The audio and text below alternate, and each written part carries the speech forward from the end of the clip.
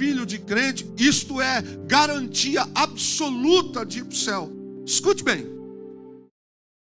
O apóstolo Paulo, o apóstolo dos gentios, ele escreve uma carta. Entre as cartas que ele escreve, primeiro ele começa trazendo a doutrina para os romanos, aos irmãos que estão em Roma, que estão vivendo um tempo de perseguição. E ele começa no capítulo 1 descrevendo as condições para aqueles irmãos que estão vivendo um tempo obscuro, um tempo em que Roma é incendiada e se joga a culpa inclusive sobre os cristãos. E muitos deles estão vivendo em tempos difíceis, porque eles estão vivendo escondidos nos campos, em algumas montanhas, e Paulo sabe que eles estão vivendo esse tempo, e vai pregando para eles, e muitos deles são novos convertidos. E ele vai descrevendo do capítulo 1 ao capítulo 11, ele descreve a doutrina. Quais são os deveres dos cristãos? Vai descrevendo sobre as nossas obrigações. Mas chega aqui no capítulo 12 de Romanos, depois que ele ensina, depois que ele fala sobre isso, Paulo parte agora para um outro tipo de falar com os cristãos. E tem uma das coisas que eu preciso todos os dias me preocupar com quem eu estou sendo no reino. Porque é muito comum, e a gente tem visto isso, fazer barulho, se empolgar às vezes com uma grande igreja, se empolgar com um cálice de ceia, se empolgar com um tempo de crente, se empolgar com um culto semanal e achar que está tudo bem. Achar que porque conhece talvez a Bíblia, conhecer a letra, mas de repente a gente não percebeu o quanto nós nos tornamos ou podemos nos tornar distantes daquilo para o qual nós não estamos mais. Romanos capítulo 12, verso 1, queria que você abrisse. Verso 1 e único. Eu os exorto, portanto, irmãos, tendo em vista as misericórdias de Deus, que se ofereçam em sacrifício vivo e separado para Deus. Isto irá agradá-lo, pois é a adoração do templo lógica de vocês. Talvez você esteja lendo numa outra versão, eu li na Bíblia de Jerusalém, na completa. Eu quero ler na Bíblia King James, a versão fiel, que diz assim: suplico-vos, pois, irmãos, pelas misericórdias de Deus, de apresentardes os vossos corpos em sacrifício vivo, santo e agradável a Deus, que é o vosso culto racional.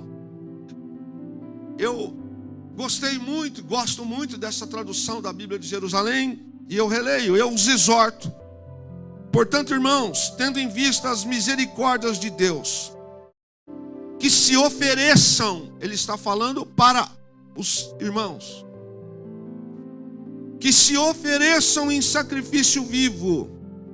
Ele está usando uma figura de linguagem, porque na cabeça dos judeus e dos gentios que se converteram, sacrifício para eles significa holocaustos. Então fica claro na cabeça dos irmãos que sacrifício tem a ver com animais. Animais que eram levados ao altar, eram imolados. Ele diz: eu convido vocês, eu chamo a atenção, eu suplico a vocês, meus irmãos, pelas misericórdias, ele está dizendo, pelo que vocês receberam, pela redenção que receberam, pela condenação que vocês tinham. E ele se inclui nisso. Ele diz: pelas misericórdias de Deus, que se ofereçam em sacrifício vivo. Ele não está dizendo em sacrifício morto, em sacrifício vivo e separado para Deus. Isso irá agradá-lo quem? A Deus, pois é a adoração do templo lógica de vocês.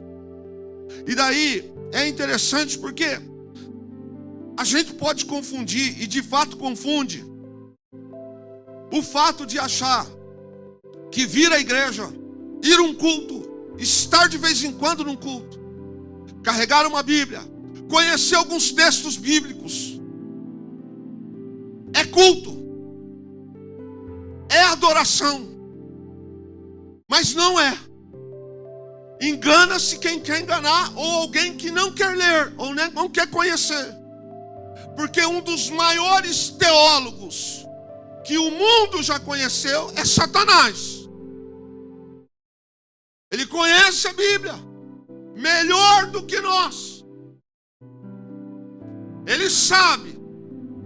E ele não tem medo de tamanho de Bíblia, de letras grandes, gigantes. Ele não tem medo de quem canta bonito. Ele não tem medo de quem ora em voz alta. Ele não tem medo de quem conhece as Escrituras e prega em seminário, ensina em seminário. Ele não tem medo de quem toca bonito. Ele não se preocupa com quem tem uma hermenêutica bonito. Ele não tem um pingo de preocupação com quem usa um usuário de se vestir nos usos e costumes tradicionais. Mas também ele ama quando a gente se torna carnal, faz parte dele. A volúpia, a carnalidade, a sensualidade, isso é próprio dele. Ele não tem essa preocupação, mas algo que irrita as trevas, algo que incomoda as trevas, é adoração viva. É adorador vivo. Paulo está escrevendo essa carta aqui no capítulo 12, porque aos romanos havia 3 tipos de correntes filosóficas, mas uma das predominantes nesse tempo era a de Platão. E uma das éticas de Platão era que o corpo, ele estava, a alma, melhor dizendo, estava presa no corpo. E Platão pregava entre a sua filosofia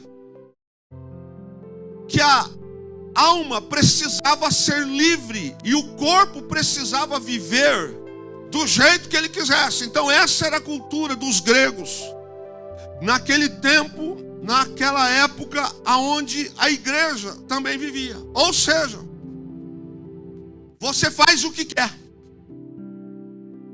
Para aquela doutrina filosófica, a depreciação do corpo era o que consistia em influência degradante.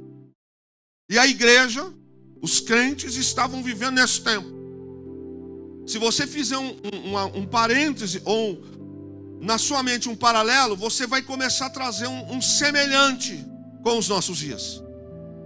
Seu corpo, suas regras, suas doutrinas, seu estilo de vida. O que você acha é o que você vive. Ora, eu sou cristão, mas eu não penso assim. Eu vivo do meu jeito e ponto. Eu acho que é assim e ponto. Essa era a filosofia que imperava, uma das éticas de Platão, e que Paulo, que ensina do capítulo 1 ao capítulo 11, ele vem dizer: igreja, deixa eu dizer uma coisa para vocês. Suplico, rogo-vos, irmãos, que pelas misericórdias de Deus, que vocês se apresentem como sacrifício vivo, santo e agradável a Deus. Por quê? Porque o que essa doutrina de Platão está dizendo para esta geração, para esse tempo, significa o seguinte: que vocês podem servir a Deus e ao mesmo tempo serem livres. Você pode transar com quem você quiser. Você pode vestir o que você quiser. Você pode ser sensual do jeito que você quiser. Você pode se relacionar com quem você quiser. Você pode se expressar do jeito que você quiser, Desde que você diga, eu creio em Deus, mas o seu corpo é livre. Para esta filosofia que se caminhava naquele tempo, e ela era muito pregada pelos gnósticos, você poderia até acreditar em Deus, aqui apenas, mas sem compromisso.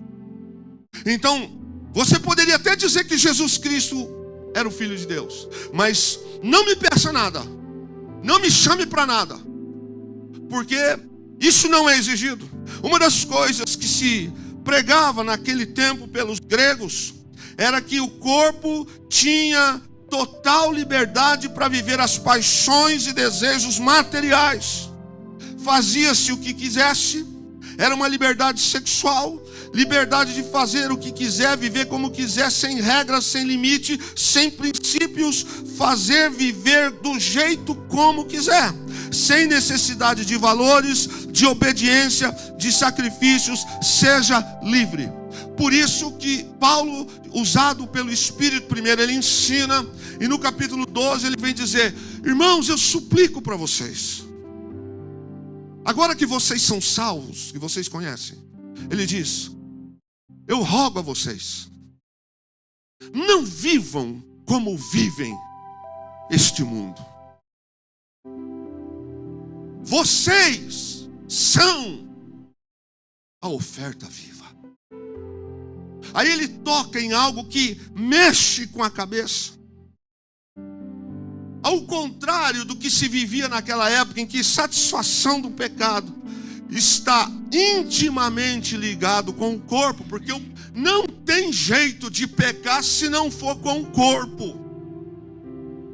Jesus, ele diz: olha, o pecado primeiro vem pelo pensar e depois pelo agir, mas faz parte dessa natureza. Para pecar, o corpo tem que estar inserido. E uma das coisas que é muito comum nessa condição da época de Paulo é que os gregos, eles ensinavam, pregavam essa doutrina de desprezar o corpo. Viva como você quer, ninguém manda em você. Você vive, faz, fala, anda, vai do jeito que você quiser, frequenta os ambientes que você quiser, sente-se à mesa com quem você quiser. Você pode perceber que na carta aos Coríntios, a influência é tão terrível que a igreja de Corinto, ela tinha inclusive entre ela um membro da igreja de Corinto que mantinha um caso incestuoso com a madrasta dentro da comunidade. Quando Paulo envia a carta ao Corinto, ele fala: eu estou sabendo que entre vocês a coisa está tão ruim que vocês toleram entre vocês que dorme com a mulher do seu pai. Porque na cultura grega, fique como você quiser, viva como você quiser.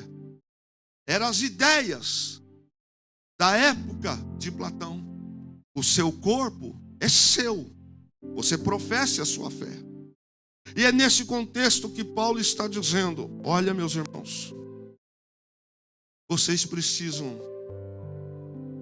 apresentar o corpo de vocês como sacrifício vivo.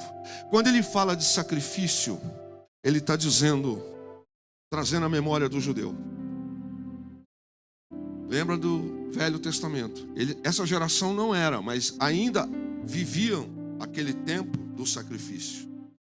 Eles tinham claro isso na mente, que era o altar, um animal que se oferecia no altar, imolava, então tinha necessidade de matar o animal e oferecer o sangue no altar. Mas não é isso que Paulo está propondo para eles, que os cristãos fossem para o altar e praticassem esse tipo de ato, de se auto-imolarem. O que Paulo está dizendo para ele é o contrário. Agora vocês são o sacrifício. Desde o momento, e ele fala das misericórdias de Deus, nós começamos falando de redenção. Ele está dizendo, lembrem-se do que Deus fez por vocês. Deus tirou o nome de vocês da boca, das mãos, do inferno. Deus resgatou vocês. Vocês não têm mais nada a ver com a vida das trevas. E ele diz, olha, pelas misericórdias de Deus. Agora, diferente desses homens, diferente dessas mulheres. Ele diz: vocês precisam ser o sacrifício para essa geração. O jeito de vocês viverem, a forma como vocês vivam, vocês devem apresentar o corpo de vocês como sacrifício vivo. O que é esse sacrifício vivo? E quando ele fala com esse povo desse jeito, ele está se explicando. Ele está dizendo para eles qual é a forma como eles tinham que entender. Porque no passado era muito mais fácil. Eu pego um cordeiro, levo para o sacerdote imola, sacrifica, meus pecados são perdoados e eu volto para casa e está tudo bem. Em resumo, seria isso. Mas agora que o Cristo, o Senhor, Filho de Deus, ele se entrega por nós, ele vem dizer para nós o seguinte: olha, todos aqueles que me receberam, os que receberam o Filho de Deus, já morreram com Cristo. Lá na cruz, nossos pecados foram carregados com o Senhor. Ele levou sobre si as nossas dores e enfermidades. Amém, igreja? Ele levou. Então, quando nós recebemos a Cristo como Salvador da nossa alma e da nossa vida, eu posso ter sido o pior dos homens, você pode ter sido a pior pessoa.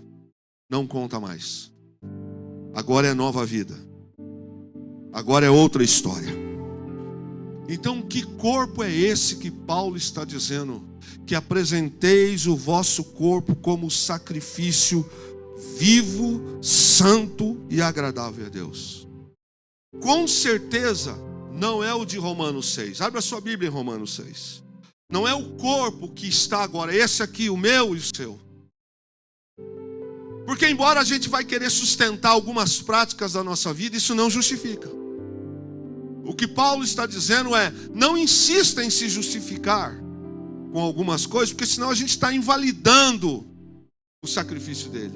Não deve ser este sacrifício deste corpo que está escrito em Romanos 6, versículo 11. Assim também vos considerai-vos mortos para o pecado, mas vivos para Deus em Cristo Jesus. Não reine, portanto, o pecado em vosso corpo mortal, de maneira que obedeçais às suas paixões, nem ofereçais cada um os membros do seu corpo ao pecado, como instrumento de iniquidade. Então não é esse corpo que Paulo está falando. Porque, irmãos, escute: ou nós somos filhos de Deus, ou ainda reina em nós este corpo pecaminoso. Pastor, mas nós não estamos livres de pecar. Presta atenção. Paulo está dizendo que nós recebemos do Senhor Deus, no sacrifício de Cristo, a remissão dos pecados. Amém até aí, querido?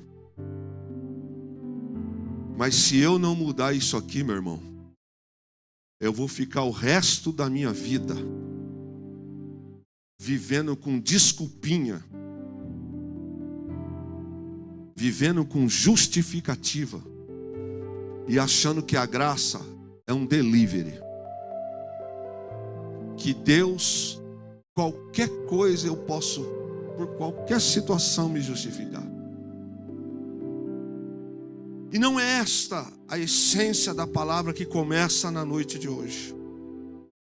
O que Paulo está dizendo é que quando aqueles irmãos receberam a Cristo, ele está dizendo: vocês receberam em Cristo um corpo vivificado. Então eu vou falar para todos nós essa noite. Todos nós que estamos aqui pela fé. Pela fé.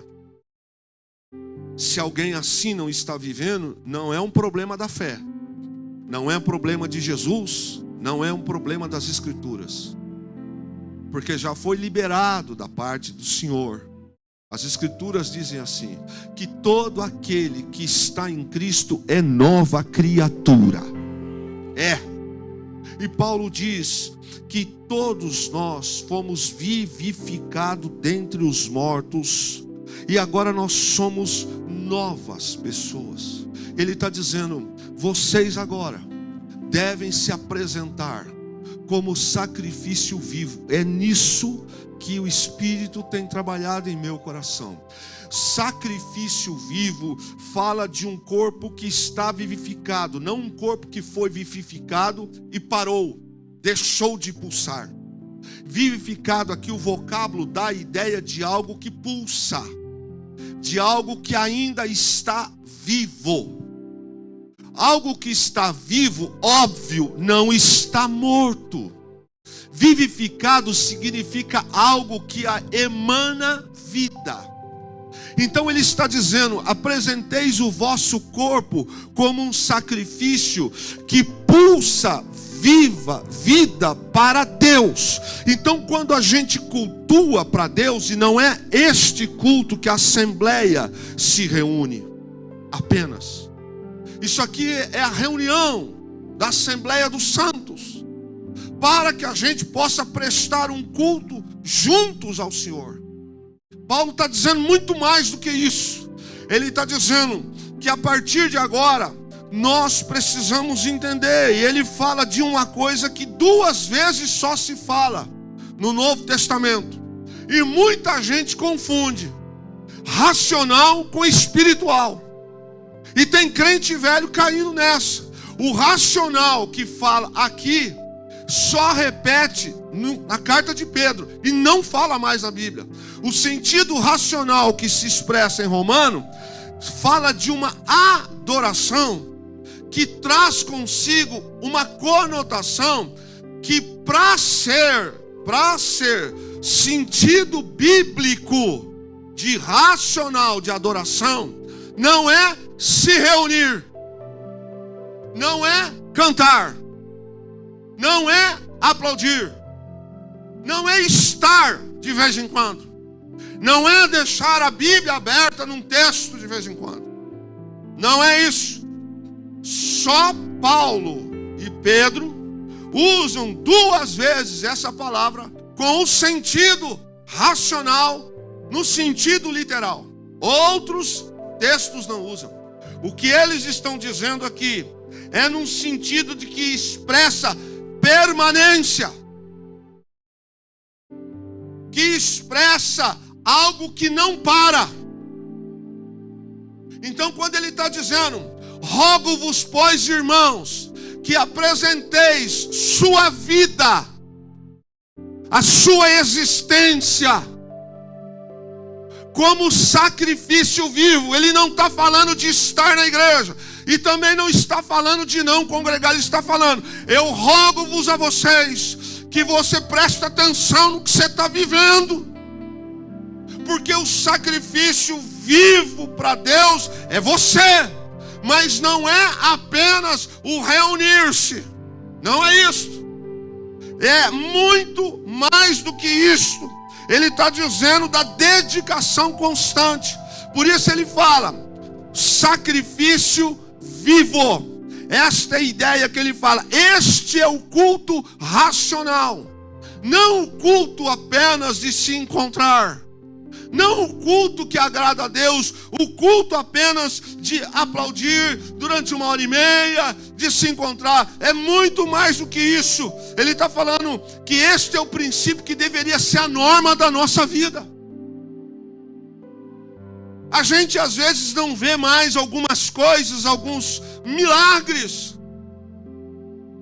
Às vezes a oração não é mais aquelas coisas na nossa vida. E a gente começa a enumerar por quê. Mas a gente não para ver se algumas coisas na minha vida são os motivos para que algumas coisas também não aconteçam.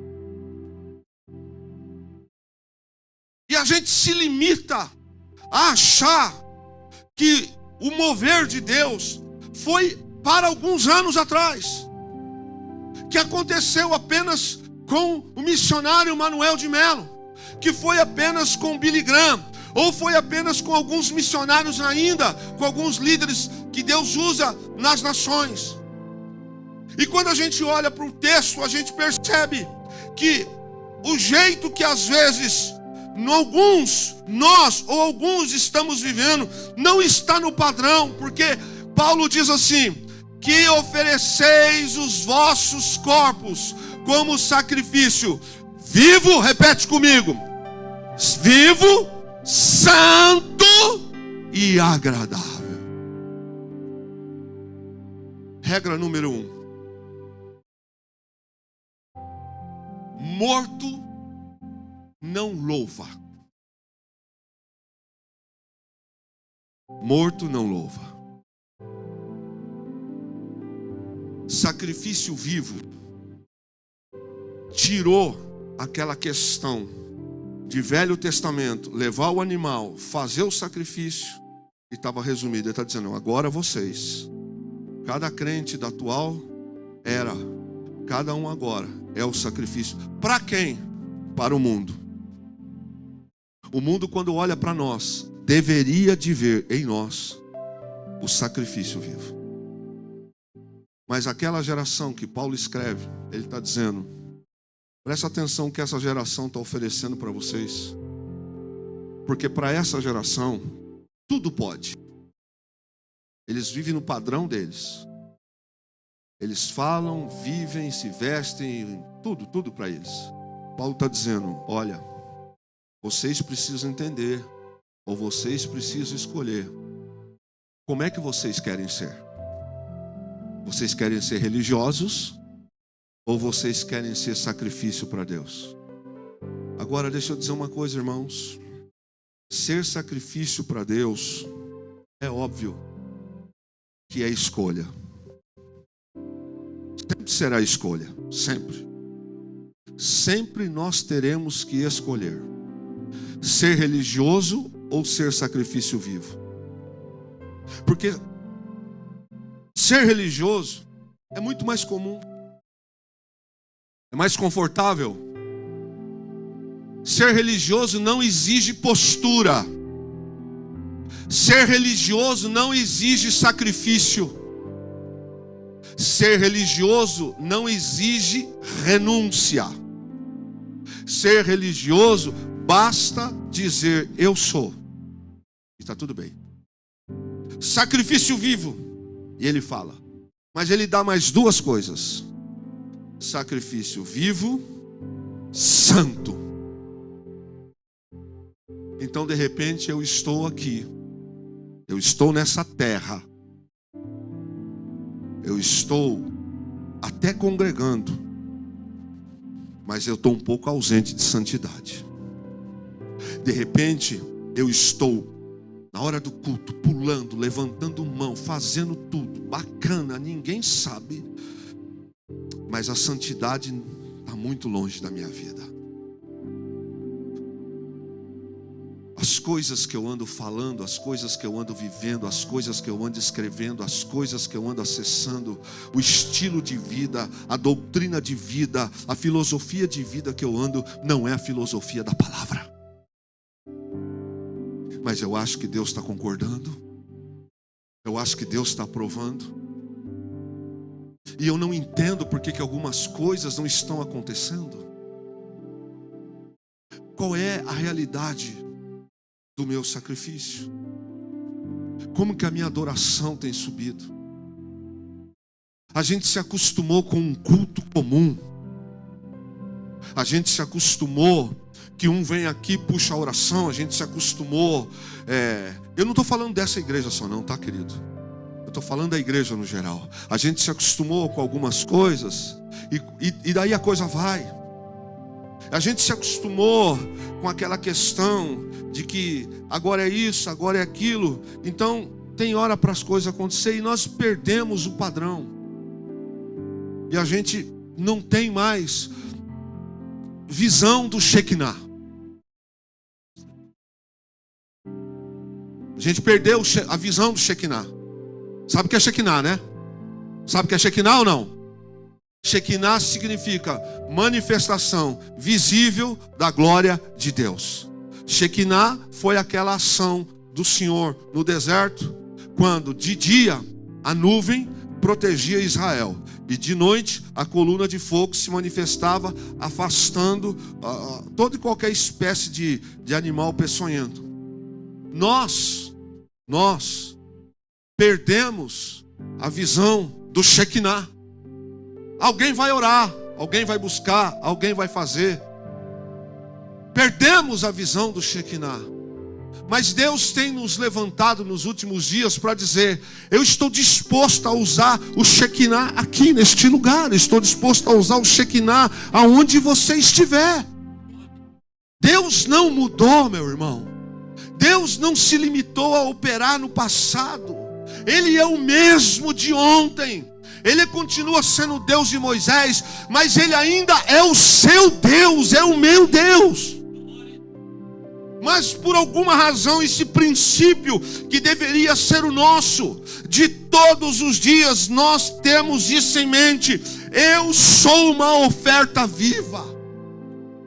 Eu sou uma oferta, e santo, por que que eu não devo me alinhar com algumas coisas? Por que que eu não devo me assentar em alguns lugares? Por que que certos padrões não devem ser o meu? Porque eu sou um sacrifício vivo. Porque as teorias de Platão de ontem são as que se oferecem hoje. A vida sempre vai me trazer escolha, irmãos. Ou eu sou de Deus, ou eu não sou de Deus. É simples. Aí eu quero chegar no culto, eu quero orar em línguas, eu quero sentir a glória, eu quero ver o Shekinah, mas eu não sou mais, eu não vivo, eu não sinto, eu fora daqui eu sou uma pessoa comum. Eu disse para um irmão outro dia: o que que muda um crente de domingo para um ímpio? O que que muda para alguém que só acessa a palavra no domingo para alguém que não conhece Deus? O que que muda? Qual é a diferença? Bom, a diferença é que o ímpio nunca levantou a mão e aceitou Jesus. E a minha é que eu disse que eu aceitei Jesus. E aos domingos eu estou aqui. Então, eu recebo a palavra domingo e o resto da semana eu não leio Bíblia, eu não oro, eu não jejuo, eu não mastigo a palavra, eu não busco a palavra. Eu não estou dizendo de trabalho, eu estou dizendo eu não busco, eu fico só com essa palavra aqui e pronto. Eu vivo só com um textozinho. Sabe aquela caixinha de promessa antiga que alguns crentes do passado gostavam? Só não saía a palavra do tipo Judas suicidou, essas coisas não saía, só saía promessa. Quem lembra disso aí? Caixinha da promessa. Era um bando de crente que não queria ler Bíblia, e quando a gente orava falava assim: irmão, tira um versículo aqui para mim, para Deus falar comigo. Mas nunca falava de vai se converter. Não tinha essas coisas. A gente vive numa geração em que Deus está querendo manifestar a glória dele nessa geração 2026, no meio de um Brasil que está decadente de moral, porque o nosso país está decadente de moral, está decadente de justiça. Mas aqui neste lugar Deus quer levantar pessoas para proclamar as boas novas do reino dele, irmão.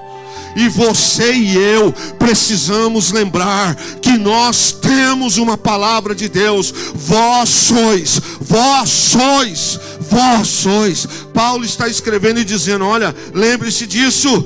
Rogo-vos, pois, irmãos, que apresenteis o vosso corpo como sacrifício vivo. Ele está dizendo: vocês é que precisam ser para o mundo o sacrifício. Eles vão estar falando, eles vão estar vivendo o padrão deles, eles vão estar dizendo você é bobo, eles vão estar dizendo não precisa disso. Você está dizendo não, eu recebi a Ele como Salvador da minha alma, eu amo Jesus, eu vivo para Jesus, eu creio nele. E ele diz que se não é santo, o texto diz que se essa oferta, a minha vida, não é santa e não é agradável, ela não tem valor. Que é isso que Paulo está dizendo. Ele diz: olha, rogo-vos, pois, irmãos, que apresenteis o vosso corpo como sacrifício vivo, santo e agradável. Então, se não tem santidade, se não é agradável, o profeta Isaías foi usado pelo Senhor antes de Jesus e disse assim: esse povo me honra com os lábios, mas eu viro as costas na assembleia, quando eles se reúnem para louvar, eu não escuto. E Paulo muitos anos depois, vem dizer que nós agora devemos ser o sacrifício que o mundo olha e fala, ele é diferente. Muito provavelmente vão zombar da gente. Já está acontecendo isso. Tem lugares que a gente já está vivendo esse tempo. Você é crente? Sou lá, tá.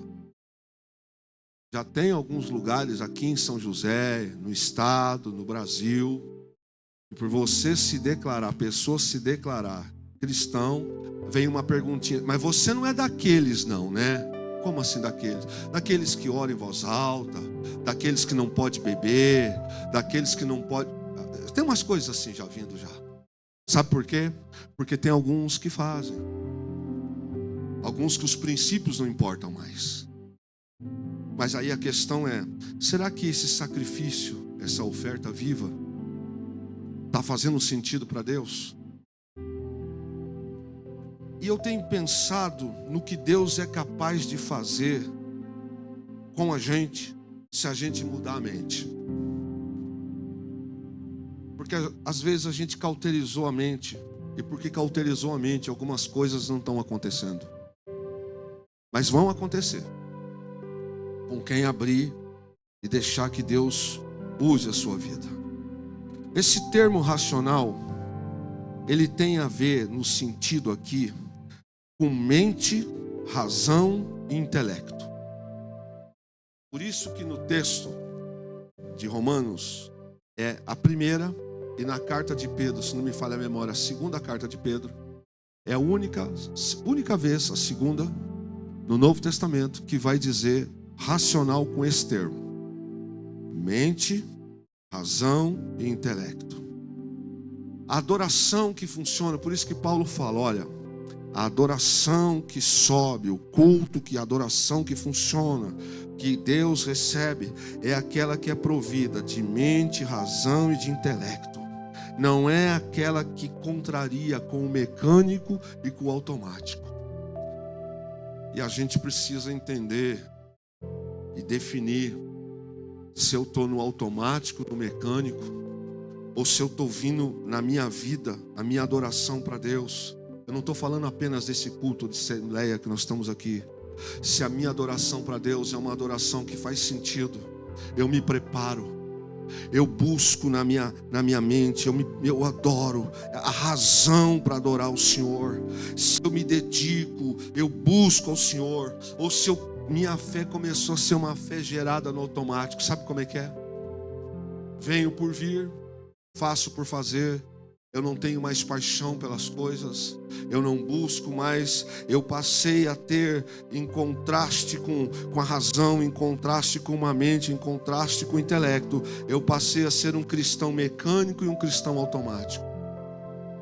Se eu tenho vivido esse tipo de altar, o meu culto não é um culto racional, ele é um culto mecânico, ele é um culto automático, aonde eu não suporto mais orar do que 5 minutos. Eu não suporto mais ficar de joelhos.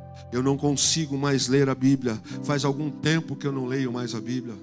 Eu não busco mais a face do Senhor. Eu não sei mais o que é chorar por almas que estão se perdendo. Visita, muito menos hospitais. Interceder pelas pessoas que estão indo para o inferno, eu não sei mais. Porque eu me tornei. Minha adoração se tornou uma adoração automática, uma adoração daquelas que é bem mecânica. Eu não suporto mais do que 5, 10 minutos. Eu não sinto mais aquele peso de a glória de Deus, eu buscar a glória. Esta vontade tremenda de sentir a presença, de querer ver o Shekinah de Deus, isso não faz mais parte da minha vida. Eu me empolgo mais com a Copa do Mundo que está para chegar. Eu me empolgo mais com algumas coisas que nem pecados são, mas eu me empolgo mais com elas do que com as coisas do reino. Eu não sinto mais as mesmas coisas que eu deveria sentir. A minha vida não tem sido o que Paulo diz que tem que ser.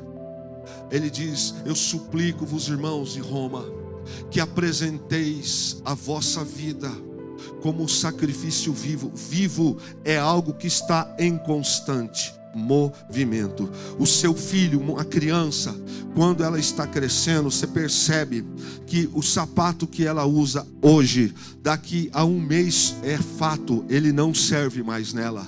A camisa que ela está usando, o vestidinho que a criança está usando, daqui a um mês, 2 meses, não vai servir mais. Por quê? Porque a vida está nela, ela está em constante movimento. Quando Paulo diz: rogo-vos, pois, irmãos, que apresenteis o vosso corpo como sacrifício vivo, ele está dizendo: você precisa constantemente entender que todos os dias nós precisamos ser para Deus algo que exala a vida. Nós precisamos todos os dias expressar diante do mundo: aconteça o que acontecer, Jesus Cristo, eu te amo. Todos os dias pode estar faltando dinheiro, pode estar faltando até saúde, posso eu estar vivendo algumas necessidades na minha vida, mas ninguém vai ouvir sair da minha boca palavras que venham denegrir a minha fé.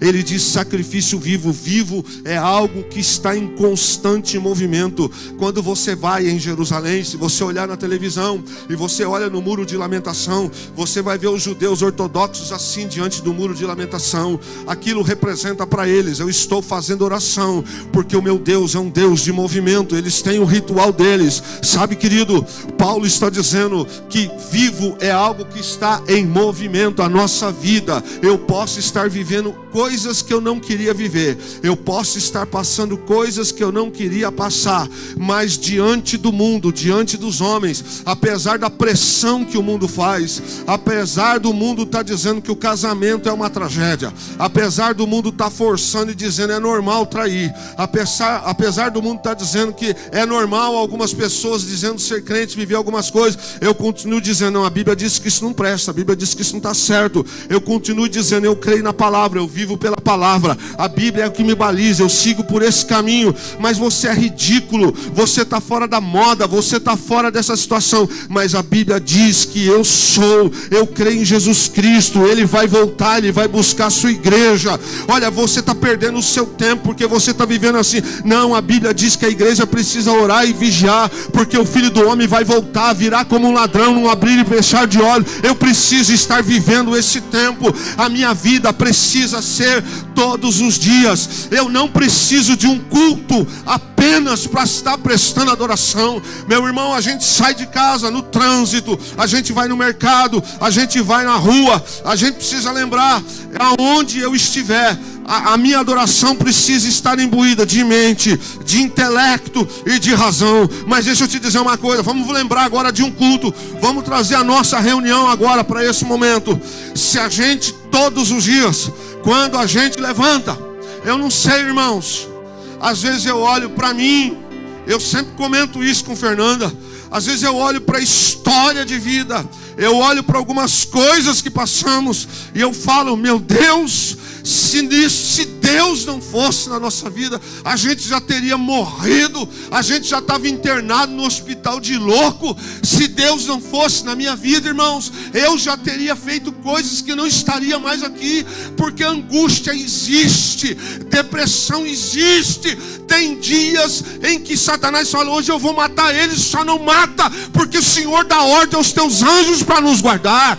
Se não fosse Deus na nossa vida, tem dia que você não levantaria da cama, mas a gente tem um Deus que nos guerreia por nós, a gente tem um Deus que diz: não, Ele é meu. A gente todos os dias, tem dia que você vai levantar, é uma notícia que você não queria ouvir, é algo que você não recebeu, é uma situação que não aconteceu, e o diabo aposta, ele aposta que você vai jogar, que você vai renunciar, e está lá você de joelho, e está lá você cantando. Você pode até estar triste, mas você está lá adorando o Senhor, porque você, segundo Paulo escreveu, você é um sacrifício vivo. Alguém já teria falado um palavrão, outro já teria pego um veneno e tomado, mas você está ali: não, Senhor, eu sei que há um futuro em ti. Eu sei que há algo extraordinário no amanhã. Irmão, eu venho aqui dizer para você, meu irmão, que há momentos na nossa vida em que o próprio Satanás, com permissão de Deus, ele pode se levantar e dizer: vou tocar. Deus te livre, Deus nos livre de passar pelo que Jó passou. Nem de longe, nem de brincadeira. Nunca que Deus nos livre disso. A vida não é fácil, como alguns pregam por aí, dizendo que quem passa por luta é porque está em pecado. Não é não, irmão. Não é não. Crente também pode passar por momentos difíceis. E são nesses momentos difíceis em que a nossa vida é sacrifício vivo. Como é que você está? Estou bem. Mas você está desempregado? Estou. Mas Deus está cuidando. É nesses momentos que vem uma proposta para fazer um tráfico. É nesses momentos que vem uma proposta para vender um negócio errado, furtado, contrabandeado. E você está firme. A adoração que Paulo está dizendo, que não é sacrifício vivo, é aquela que é mecânica, é aquela que é automática, é aquela que quando a gente se reúne, por exemplo, para aquele culto, é aquela que quando a gente vai aplaudir a gente não tem mais força, é aquela que a gente só está no mecânico, é aquela que a gente não tem mais motivação. Grande parte das nossas funções corporais não requerem força de vontade da gente. Quer ver um exemplo? Você abre e fecha os olhos sem força de vontade, sim ou não? Alguém já parou para pensar? Só nesses últimos 2 minutos, quantas vezes você piscou? Sem força de vontade. Quantas vezes você sentado agora aí mexeu na cadeira, virou, bocejou, coçou, passou a mão na cabeça, levantou o braço? Você não precisou de força de vontade para isso. Mas a adoração viva, ela é diferente. Porque tem dias em que a gente vai fazer da onde não tem, vai precisar ter força. Vai cavar força. A adoração que o céu recebe é a adoração que exige de nós. E essa é a adoração que Paulo está dizendo. Essa é a oferta viva. É aquela que tem mente, razão e intelecto.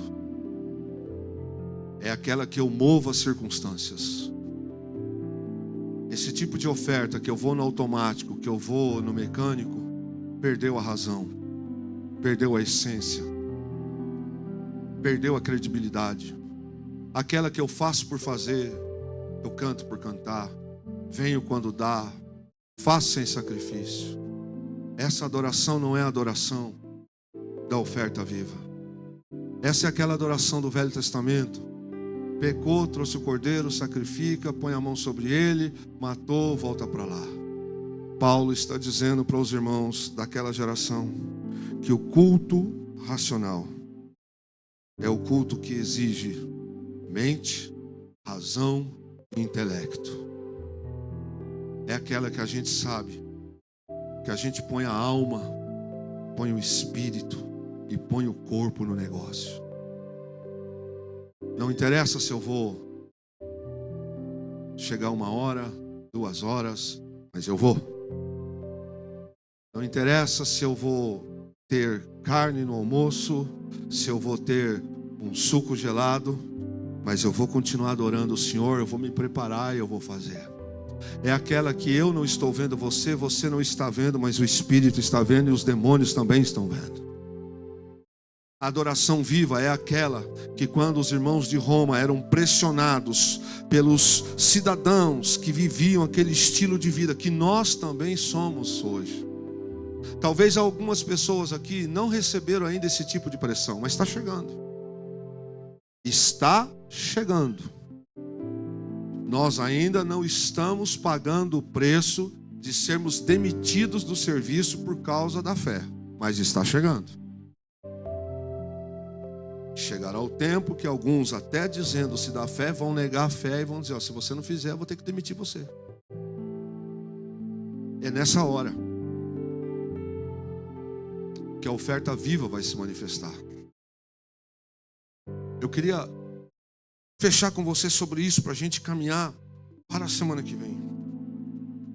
É que esse texto, ele condena, fica muito claro para nós, que Deus condena o externalismo mecânico. Aqui tem gente que já deve ter visto algumas coisas que eu vou dizer agora. Você vai em alguns lugares que tem 5, tem 10 pessoas, começa a orar, o fogo cai. Eles não têm, às vezes, algumas coisas que outros têm. Mas você começa a adorar, parece que alguma coisa sobrenatural. Não condeno isso não, não condeno quem tem. Mas há uma alegria muito grande. Porque a adoração é composta daquele momento, o culto está chegando. Passar a semana inteira buscando. Aonde eles estão, adora o Senhor. Seja no trânsito, seja no hospital, seja no trabalho, seja na faculdade, seja onde for. A vida deles é um altar constante ao Senhor. Ninguém precisa cobrar. Ninguém precisa insistir. Eles são sempre um altar ao Senhor. O que esse texto condena é o externalismo mecânico. É aquilo que só se faz porque tem que fazer. Não se faz por amor, não se faz por paixão, não se busca o Senhor. Sabe aquela coisa que quando a gente era pequeno, falava: você já leu a Bíblia hoje, filho? Não, então vai ler a Bíblia. É quando só se faz por obrigação, só se faz porque se cobra, não se faz porque tem vontade de ter Deus. Sabe, se eu perguntasse agora, quantos têm tido secreto com Deus no quarto aqui? Quantos têm tido seu secreto com Deus no quarto? Quantos têm desligado o seu celular e têm tido o seu secreto com Deus?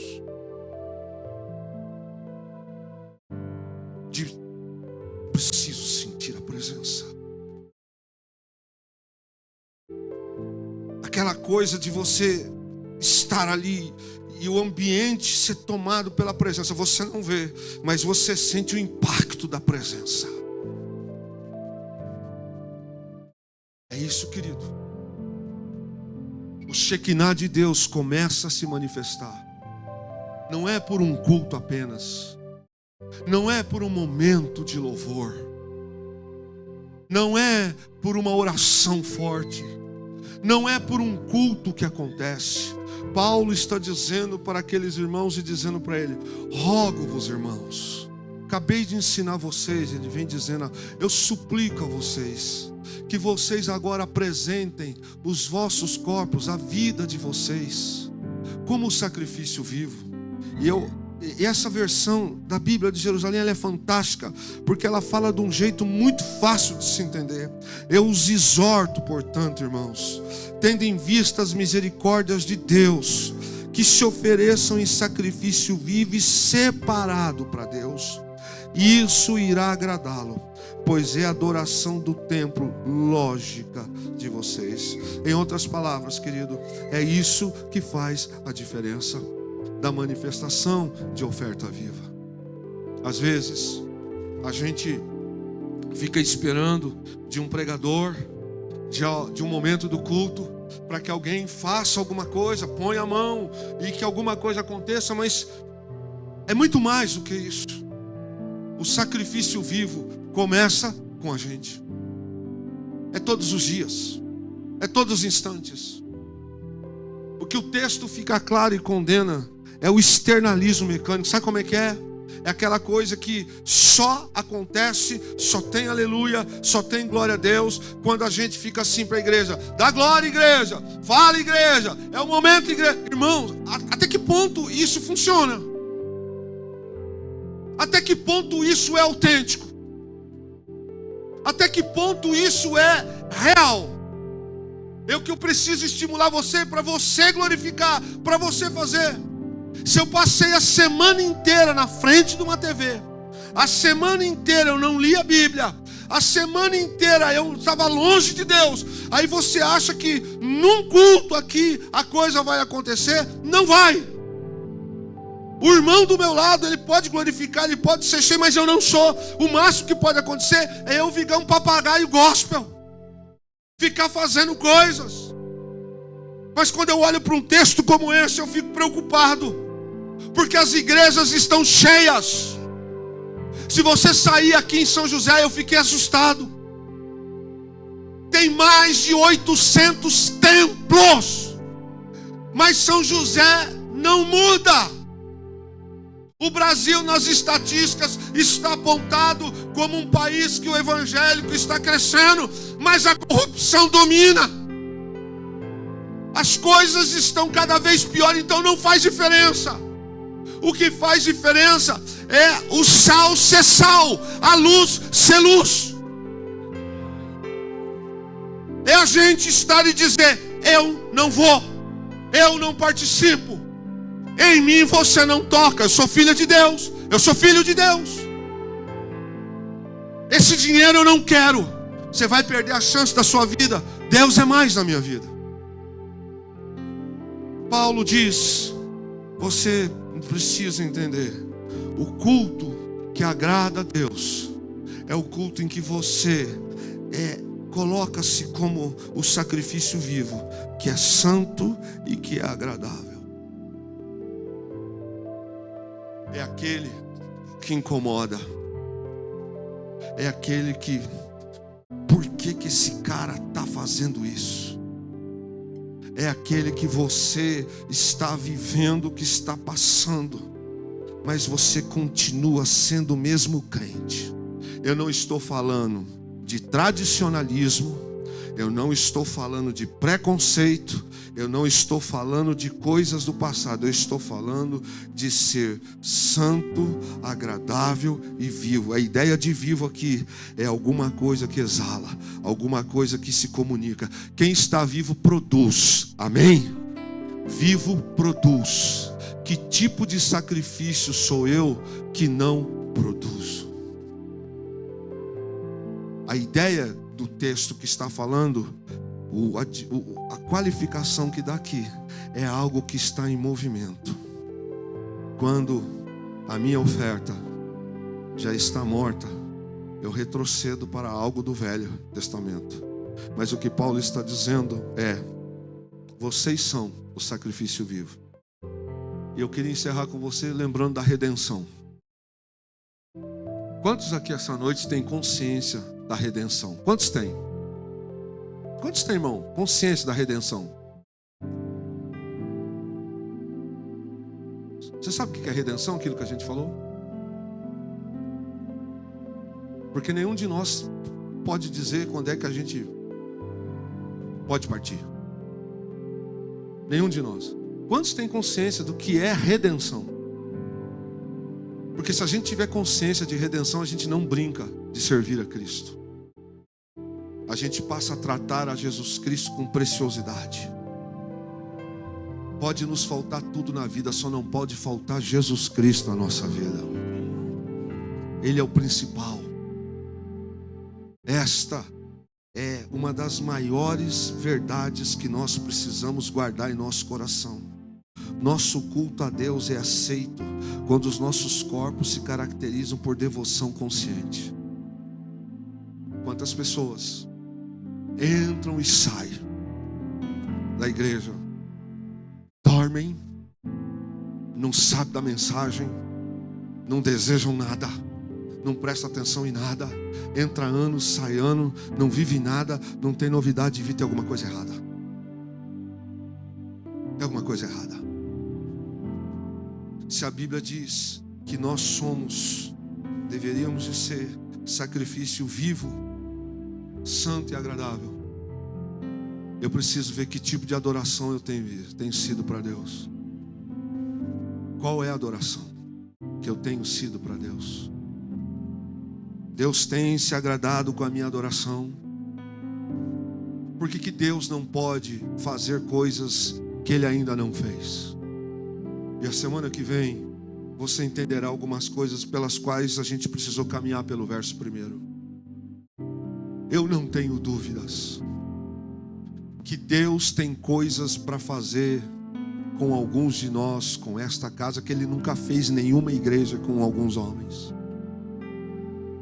É a gente que limita, é a gente que tem a mente fechada.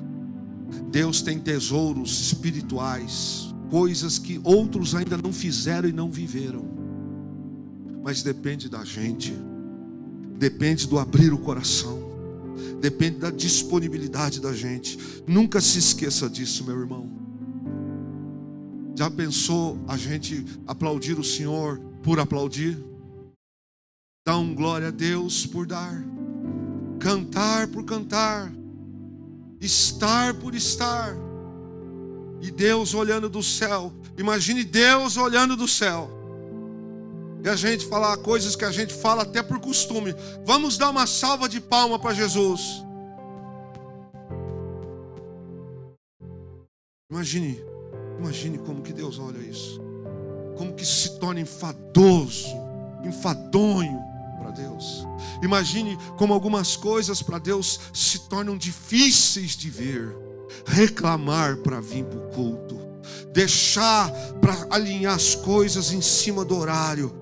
O culto se tornou mecânico, se tornou apenas uma coisa externa.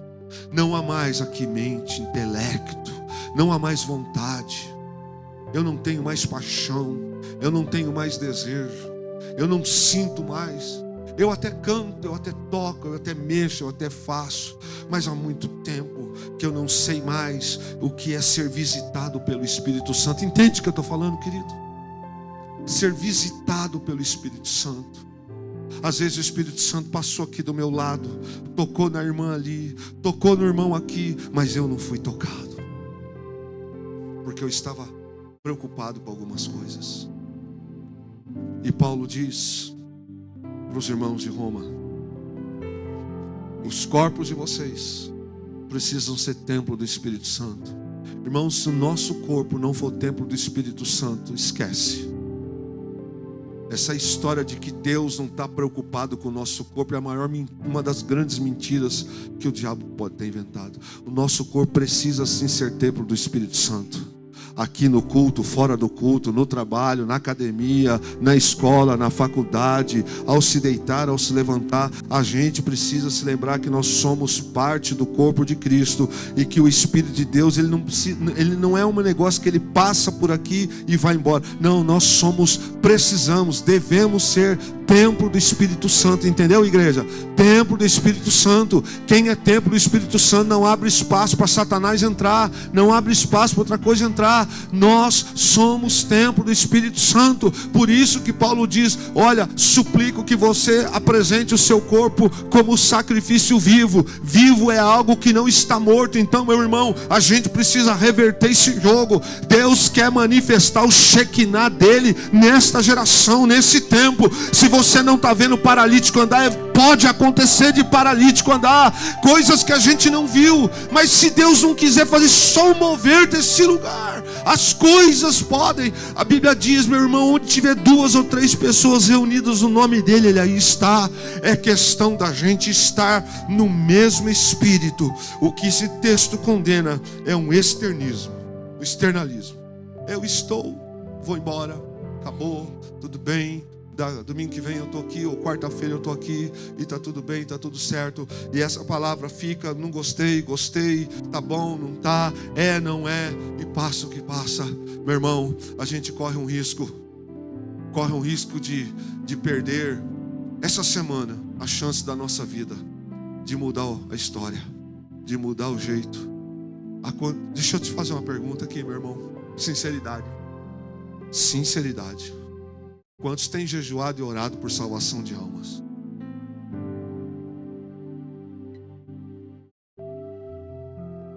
É isso. É isso. A gente ora pelos nossos filhos. A gente pede por alguns bens. Mas nós perdemos paixão pelas almas. Perdemos o senso de oração. Teve um show lá em Caçapava, né, Fernanda? De um famoso DJ.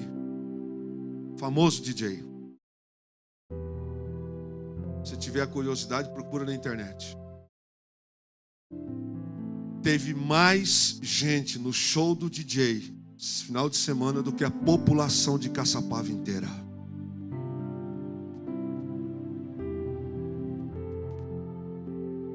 Teve até crente.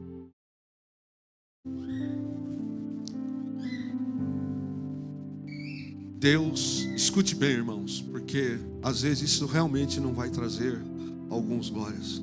Deus está nos chamando para esse tempo, para restaurar a igreja, a ser igreja, a voltar a chorar aos pés da cruz.